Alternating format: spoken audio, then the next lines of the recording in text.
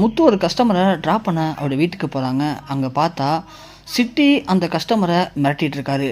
So city மிரட்டி பணத்தை வாங்கும்போது சத்யா அங்கே தான் இருக்கான்.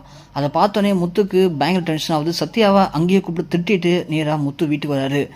வந்த முத்து மீனாட்ட போய் சொல்கிறாங்க, இது மாதிரி சத்யா காலேஜ் போகாமல் இன்னமும் கூட மீனா சிட்டி கூட சுற்றிக்கிட்டு இருக்கான். சிட்டியே சரியான ஒரு ரவுடி பைய, அவன் கந்து வட்டிக்காரன், பணத்தை கொடுத்து கஸ்டமரை மிரட்டி பணம் வாங்கிட்டு இருக்கான். அப்படியாப்பட்ட அந்த நபர் கூட போயிட்டு சத்யா சேர்ந்து சுற்றுறது எனக்கு என்னமோ சரியாக படல மீனா. இதை இப்படியே விட்டோம் அப்படின்னா கண்டிப்பாக முத்துக்கு மிகப்பெரிய ஒரு ஆபத்து காத்திருக்கு. ஸோ நீ எப்படியாவது சத்யாட்ட பேசி புரிய வச்சு அவனை எப்படியாவது ஒழுங்காக படிக்க சொல்லு மீனா. ஏன் அவன் மட்டும் இப்படி புரிஞ்சிக்காமலே இருக்கான் மீனா அப்படின்னு சொல்லி முத்து மீனாட்ட பேசுகிறாங்க. மீனாவும் ஆமாங்க, நானும் அவன்கிட்ட பேசணும்னு நினச்சிட்டே இருந்தேன், ஆனால் அவன் பண்ணுறது எல்லாமே சரியில்லை தான். நான் அவன்கிட்ட என்னென்னு பேசி சரி பண்ணுறேன், நீங்கள் வாங்க சாப்பிடுங்க வாங்கன்னு சொல்லி மீனா முத்துக்கு சாப்பாடு போடுறாங்க. அதே மாதிரி அடுத்த நாள் காலையில் மீனா வேலையாக கிளம்பி வீட்டுக்கு போகிறாங்க. போன உடனே அங்கே சத்யா இருக்கான். சத்யாவை பிடிச்சி திட்டுறாங்க. ஏய் சத்யா, நீ என்னடா நினச்சிட்ருக்க? எப்போ பார்த்தாலும் அந்த சிட்டி பை கூட சேர்ந்து சுற்றிட்டு இருக்க, ரவுடிசம் பண்ண போறியா? இதெல்லாம் நம்ம குடும்பத்துக்கு செட் ஆகாது சத்யா, வேணாண்டா. நீ ஒழுங்காக படிக்கிற வயசில் படிக்கிற வழியை பாடுறா, ஏன்டா அப்படி தேவையில்லாமல் பண்ணுற? மாமானத்தை உன்னை பார்த்தாராமே அப்படின்னு சொன்ன உடனே சத்யா கோவப்படுறாரு. என்ன சும்மா நீ ஆகுனா மாமா சொன்னேன் என்று சொல்லிட்டு இருக்க? எனக்கு தெரியும் என்னோட லைஃப்பை பற்றி. ஸோ நீ தேவையில்லாமல் டென்ஷன் ஆகிட்டு இருக்காத. நீ போயிட்டு உன்னுடைய வேலையை பாரு, எனக்கு என்ன பண்ணணும் எது பண்ணணும் அப்படிங்கிறது எல்லாமே எனக்கு தெரியும்னு சொல்லி சத்யா மீனா கிட்ட பயங்கரமாக கோவப்படுறான். எவ்வளவோ மீனா சத்யாவுக்கு அட்வைஸ் பண்ண ட்ரை பண்ணுறாங்க, ஆனால் சத்யா அது எதையுமே புரிஞ்சுக்கிற நிலைமையில் இல்லை. எனக்கு எல்லாமே தெரியும், சிட்டி யார் அப்படிங்கிறது நல்லாவே எனக்கு தெரியும். சிட்டியை பற்றி நீங்களாம் தவறாக பேசணும்னா என்ன கண்டிப்பாக சிட்டி மிகப்பெரிய அளவில் என்னை மாற்றி விடுவார் அப்படிங்கிற மாதிரி சிட்டியை முழுமையாக சத்யா நம்புகிறாரு. அதனால் மீனா சொல்கிற எதையுமே சத்யா கேட்குற மாதிரி இல்லை. ஒரு கட்டத்துக்கு மேலே போகும்போது மீனா சரின்னு சொல்லி விட்டுடுறாங்க. ஸோ பார்த்துக்கலான்னு சொல்லிட்டு அதே மாதிரி சத்யா அடுத்த நாள் காலையில் கிளம்பி காலேஜ் போகலான்னு சொல்லி போகிறாங்க. அப்படி போகிற வேலையில் திடீர்னு சிட்டி கால் பண்ணுறான். சிட்டி கால் பண்ணி சத்யா எங்கே இருக்க அப்படின்னு கேட்குறாங்க. சத்யா உடனே நான் காலேஜ் போகிறத கிளம்பிட்டு இருக்கேன் அப்படின்னு சொல்லும்போது, இல்லை கொஞ்சம் வேலை இருக்குது, நீ கிளம்பி உடனே வீட்டுக்கு வான்னு சொல்கிறான். சொல்லிவிட்டு சிட்டி அந்த பக்கமாக போகும்போது சிட்டியை நம்ம மீனா பார்த்துட்றாங்க. பார்த்துட்டு டேய் சிட்டி இங்கே வா நில்லு, என்னடா அடிக்கடி ஆகுனா நீ சத்யாவை கூப்பிட்டு உன் கூட சுற்றிக்கிட்டு இருக்க, இதெல்லாம் சரியில்லை சிட்டி. சத்யா படிக்கிற பையன், அவனை கூப்பிட்டு ஏன்டா இப்படி உன்னோட சேர்ந்து கெட்டு அடிக்கிற அவனையும் அப்படின்னு சொல்லி சிட்டியை கண்டுபிடித்துட்டுறாங்க. உடனே சிட்டி சொல்கிறாரு, என்னக்கா சொல்கிற? நான் ஏன் அவனை கூப்பிட்டு கெடுக்க போகிறேன்? அவன் தான் வந்து என்கிட்ட வேலை கொடுன்னு கெஞ்சுறான், அதனால் நான் அவனுக்கு வேலை கொடுக்குறேன், அவ்வளோதான். அவன் வரலனா நான் அவனுக்கு ஏன் வேலை தர போகிறேன் அப்படிங்கிற மாதிரி சிட்டி சொல்கிறான். ஆனால் மீனா எவ்வளோ சொல்கிறாங்க, சிட்டி வந்து ரொம்பவே நக்கலாக பேசுகிற மாதிரி பேசவும் மீனாவுக்கு கடுப்பாகுது. ஒன்று சிட்டியை அடிச்சிடுறாங்க. ஒன்று சிட்டி டக்குன்னு திரும்பி பார்க்குறா, என்னக்கா எல்லாம் நிற்கிறாங்க, பொது இடத்துல வச்சு நான் அடிக்கிறேன், என்ன என்னை பற்றி தெரியல உனக்கு அப்படின்னு சொல்லிட்டு அங்கேருந்து வண்டி எடுத்து நேராக போயிடுறான்.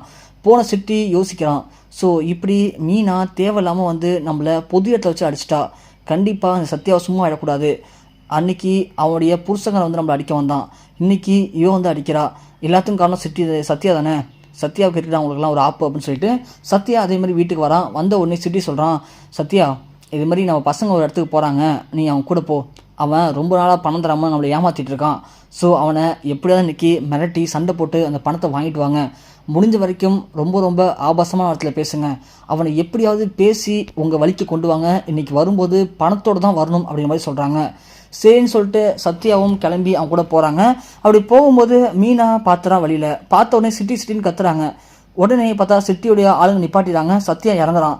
என்னக்கா இன்னும் வீட்டுக்கு போகலன்னு கேட்கும்போது, ஏண்டா உனக்கு காலேஜ் தானே போக சொன்னிச்சு, இங்கேடா போயிட்டுருக்க அப்படின்னு சொல்லி மீனா கேட்குறா. இல்லைக்கா ஒரு சின்ன வேலை இருக்குது, நீ வீட்டுக்கு போ, நான் பார்த்துக்கிறேன், நான் முடிச்சுட்டு காலேஜ் போய்க்கிறேன்னு சொல்கிறான். இல்லை சத்யா நீ பண்ணுறது ரொம்ப தப்புடா, நீ மட்டும் இப்போ நேராக காலேஜ் போகல அப்படின்னா நீ எங்கே போறியோ அங்கே நானும் வருவேன்டான்னு சொல்லி மீனா சண்டை போட்டு கிளம்புறாங்க.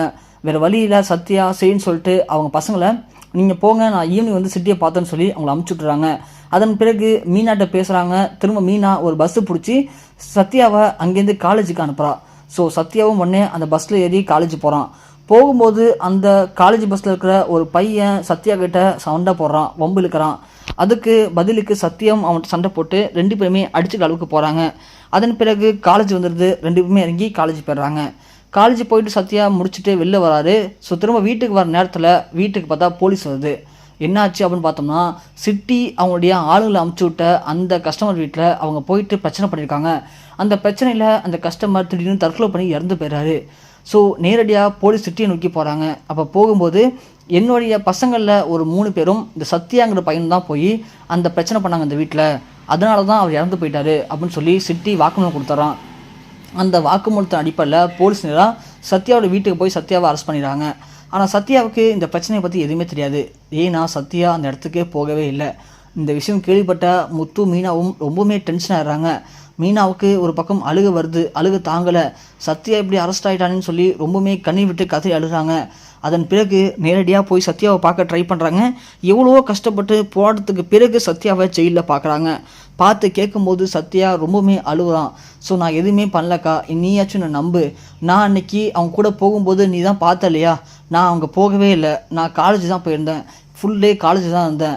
ஆனால் இது தேவையில்லாமல் என்னை கோத்துக்கிட்டு இருக்காங்கக்கா, எப்படியா என்னை காப்பாற்றிருக்கா, நான் படிக்கணுக்கா, படிக்கிற விஷயம் நான் இங்கெல்லாம் உள்ளே இருக்க முடியாதுன்னு சொல்லி சத்யா ரொம்பவுமே அழுகுறான். முத்து உடனே இதுதான்டா நாங்கள் அன்றைக்கே சொன்னோம், கேட்டியாடா நாங்கள் சொல்கிறதெல்லாம் கேட்காம அவங்க தான் முக்கியம்னு சொல்லிட்டு ஓடணும்ல, பாத்தியா இப்போ இங்கே ஒன்று நிப்பாட்டிருக்கான்னு சொல்லிட்டு, பாத்தியா இப்போ என்ன பண்ண போகிற நீ இனிமே அப்படின்னு சொல்லி முத்து கேட்கும்போது என்னை மன்னிச்சிருங்க மாமா, நான் தெரியாமல் தப்பு பண்ணிட்டேமாம்மா, எப்படியா என்னை காப்பாற்றுங்க மாமான்னு சொல்லி சத்யா அழுகுறான். உடனே மீனா சொல்கிறா, பாத்தியா எவ்வளோ பிரச்சனை வந்தாலும் எவ்வளோ திட்டினாலும் சண்டை போட்டாலும் இன்றைக்கி உன்னை காப்பாற்றுறதுக்கு உங்கள் மாமா தாண்டா வந்திருக்காரு, அந்த சிட்டி பிள்ளை வந்திருக்கான், அவன் தான் உன்னை கோத்தே விட்டுருக்கான். இப்போ என்ன பண்ண போகிறேன்னு தெரியலடா, அன்றைக்கி நீ போனப்போ நீ காலேஜ் இருந்ததுக்கு ஏதாவது ஒரு அடையாளம் இருக்கா, அப்படி இருந்தால் உன்னை காப்பாற்ற முடியும்னு சொல்லி மீனா சொல்கிறாங்க. அதுக்கு சத்யா சொல்கிறாரு, இல்லைக்கா நான் அன்றைக்கி நீ பஸ்ஸில் ஏற்றி உடனே பஸ்ஸில் போனேன், அப்போதைக்கு எனக்கும் என்னுடைய காலேஜ் போய் ஒருத்தவங்க சண்டை இருந்துச்சு, அதன் பிறகு காலேஜ் போயிட்டேன், வேறு எங்கேயுமே போகலக்கான்னு சொல்கிறாங்க. உடனே முத்து அவங்களுடைய வக்கீல் மூலிமா சொல்லி அந்த பையன் யாருன்னு விசாரித்து அந்த பையனோட வீட்டுக்கே போகிறான். போயிட்டு இந்த மாதிரி அந்த பையன்கிட்ட பேசுகிறாங்க. ஆனால் அதுக்கு அந்த பையன் சத்யா ரொம்ப திமிரு பிடிச்சவன், என்கிட்ட எனக்கு தேவையில்லாமல் சண்டை போட்டான், அப்படி இருக்கும்போது நான் எதுக்காக அவனுக்கு உதவி பண்ணணும், என்னால் வந்து சாட்சி சொல்ல முடியாதுன்னு சொல்லி அந்த பையன் நிராகரிச்சிட்றான். அதன் பிறகு தான் தெரிய வருது விஷயம் அப்படிங்கிறது என்னன்னா, ஸோ செல்வத்துக்கிட்ட ஒரு பையன் வந்து காட்டுறான், இது மாதிரி உங்களுடைய ஃப்ரெண்டோட மச்சான் பார்த்தீங்களா பஸ்ஸில் ஒருத்தவங்க சண்டை போட்டுட்ருக்கான் அப்படிங்கிற மாதிரி. அந்த பஸ்ஸில் இருந்த ஒருத்தவங்க அன்றைக்கி சண்டை போடுறத வீடியோவாக எடுத்து அவங்களுடைய யூடியூப் சேனலில் போட்டிருக்காங்க. அது வந்து பார்த்தோன்னா ட்ரெண்டிங் ஆகிருக்கு. அந்த விஷயம் செல்வத்துக்கு தெரிய வருது. செல்வம் நேராக கொண்டாந்து அந்த வீடியோவை முத்துட்ட காட்டுறான். இங்கே பாரு சத்யா என்ன பண்ணி வச்சிருக்கான்னு சொல்லிட்டு, முதல் நாள் சண்டை போட்டிருக்காண்டா அப்படின்னு சொல்லி காட்டுறாங்க. அதில் ரொம்ப ரொம்ப தெளிவாக இருக்குது அந்த விளாகில் அன்றைக்கி என்றைக்கு நடந்துச்சு, எத்தனை மணி அப்படிங்கிறது எல்லாமே. ஸோ இந்த ஒரு ஆதாரம் போதும் சத்யா வெளியே கொண்டு வந்தலான்னு சொல்லி வக்கீல்கிட்ட கொடுத்து அதன் பிறகு அதோட உதவியோட சத்யாவை ரொம்ப கஷ்டப்பட்டு அரும்பாடுபட்டு வெளியே கொண்டு வராங்க. வெளியே வந்து சத்யா முத்துவோடைய காலில் விழுந்து கதறி அழுகுறான், என்னை மன்னிச்சிருக்க மாமா, நான் உங்களை புரிஞ்சிக்காமல் இப்போ தப்பு பண்ணிட்டேன், நீங்கள் சொன்னப்போ நான் கேட்டிருந்தேன் அப்படின்னா இந்த அளவுக்கு வந்திருக்காது, நான் பண்ண தப்புக்கெல்லாம் என்னை மன்னிச்சிருங்க அப்படின்னு சொல்லி முத்து மீனா காலில் விழுந்து சத்யா அழுகுறான். அதன் பிறகு எல்லாம் வீட்டுக்கு வந்துடுறாங்க.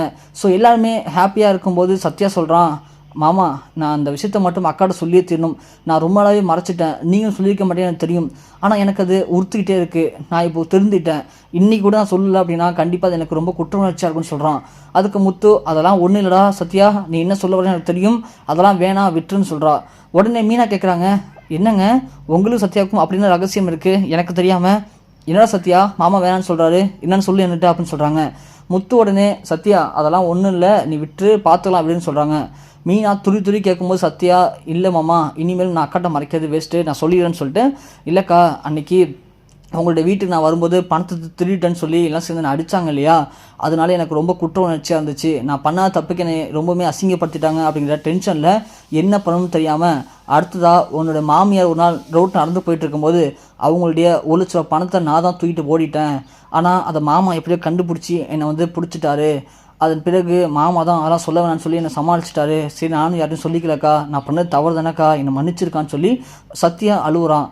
அப்போதைக்கு முத்து சொல்கிறாரு, சத்யா நீ தவறுலாம் புரிஞ்சுக்கிட்ட பார்த்தியா, அதுவே போதும்டா, நீ தெரிஞ்சுட்டேன்னு தெரியுது, ஆனால் இதுக்காகலாம் போய் எங்களுடைய அம்மாட்ட நீ சொல்லி சாரி கேட்கணும் மன்னிப்பு கேட்கணும்னு நினச்சேன்னு வச்சுக்கேன், அது மிகப்பெரிய பிரச்சனையாக மாறிடும், அதனால் ஒரு தப்பை சரி பண்ணுறதுக்காக சாரி கேட்க போய் மேலும் பல பிரச்சனைகளை உண்டு பண்ணிட வேணாம், அது நடந்ததாக இருக்கட்டும், அது யாரும் எடுத்துகிட்டு போனதாக இருக்கட்டும், நீ எல்லாத்தையும் புரிஞ்சுக்கிட்ட திருந்துக்கிட்ட தப்பை உணர்ந்துட்ட, அதுவே போதும்டா, ஸோ நீ இனிமேல் நல்லா படிக்கிற வழியை பாரு, மிடில் கிளாஸ் ஃபேமிலிக்கு படிப்பு தான்டா முக்கியம், மற்றபடி இன்றைக்கி இவன் வேலை தருவான் நாளைக்கு அவன் வேலை தருவான், ஆனால் கஷ்டம்னு வரும்போது ஒருத்தன் நம்ம கை கொடுக்க மாட்டான், அன்றைக்கி கை கொடுக்க போகிறது நம்மளுடைய படிப்பு மட்டும்தான்.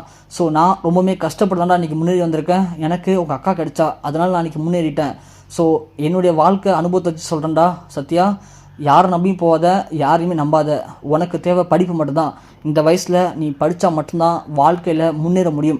அதனால் நீ கஷ்டப்பட்டு படி, கண்டிப்பாக வாழ்க்கையில் நீ நினைக்க முடியாத அளவுக்கு மிகப்பெரிய ஆளாக வருவ. அதுக்கான எல்லா தகுதிகளும் திறமைகளும் மட்டும் இருக்குது சத்யா அப்படிங்கிற மாதிரி முத்து அந்த இடத்துல பேசுகிறாரு. ஸோ முத்து சத்யா மேலே இந்த அளவுக்கு ஒரு அன்பும் அக்கறையும் வச்சுக்கிறத பார்த்து மீனா ரொம்பவுமே பெருமைப்படுறாங்க.